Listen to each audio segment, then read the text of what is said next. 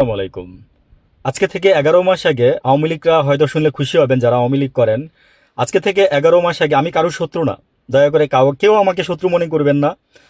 আপনি যদি আমাকে একটা গালি দিতে হয় কিংবা আপনি যদি আমাকে খারাপ বলতে হয় তাহলে আপনি আমার মিনিমাম ১০-১২টা শর্টস ভিডিওই তো আমি করি।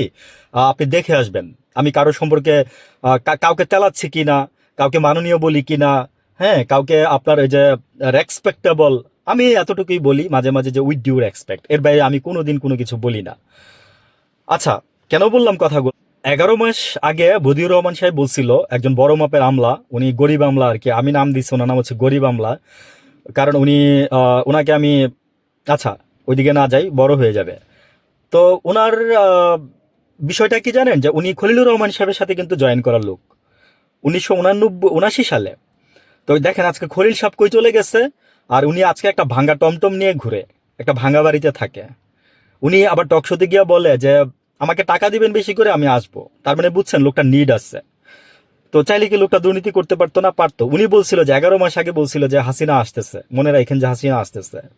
তা আমি বলতেছি আজকে যে এই ৬ মাসের মধ্যে হাসিনা ফিরে আসবে, দেখেন। কারণ হচ্ছে কি, আমি একটা জিনিস চিন্তা করলাম রাত্রেবেলা আজকে, যে উনি মারা যাবে। উনি, সবচেয়ে বড় কথা হচ্ছে মানুষের মান সম্মান আর লজ্জা, এই দুইটা জিনিসই কিন্তু উনি হারাই ফেলছে।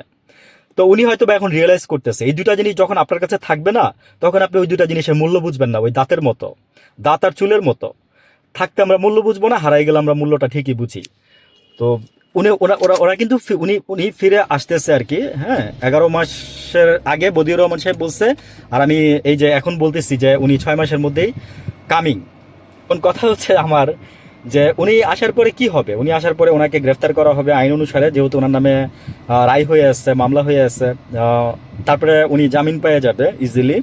তারপরে উনি আস্তে আস্তে দল গুছাবে। এবং হাসিনা বলছে যে আমাকে যদি ফাঁসির মঞ্চ তৈরি করতে বলেন, উনি ওই যে ওয়াল নামক ইন্ডিয়ান একটা পত্রিকা বা মিডিয়া হবে, ওইখানে উনি বলছে যে আমার জন্য ফাঁসির মঞ্চ তৈরি করতে বলেন, আমি এসে ফাঁসিতে ঝুলবো লাগে। আমিও বলি যে আপনি চলে আসেন, আপনি আসেন, আপনি এসে বিচার মোকাবেলা করেন, এসে আবার দল গুছান। আমি ভাই আপনাদের কারোরই সাপোর্ট দিয়ে বলতেছি না, এই জন্যই ফার্স্টে ক্ষমা চেয়ে নিছি যে কেউ আমাকে দলের লোক ভাববেন না। আমাকে একজন বলতেছে বিএনপির কি যেন একটা কথা বলছিলাম কালকে, তো বলতেছে যে তুমি এরকম। তা আমি তারে বলছি যে আপনারা তুমি বলার রাইট কে দিচ্ছে আমাকে? আগে ভদ্রতা শিখেন, তারপরে দল কইরেন। আমরা তো কোনো দল করি না, আমরা দেশের জন্য কথা বলি, দশের জন্য কথা বলি, গরিব মানুষের জন্য কথা বলি। কেন বুঝেন না?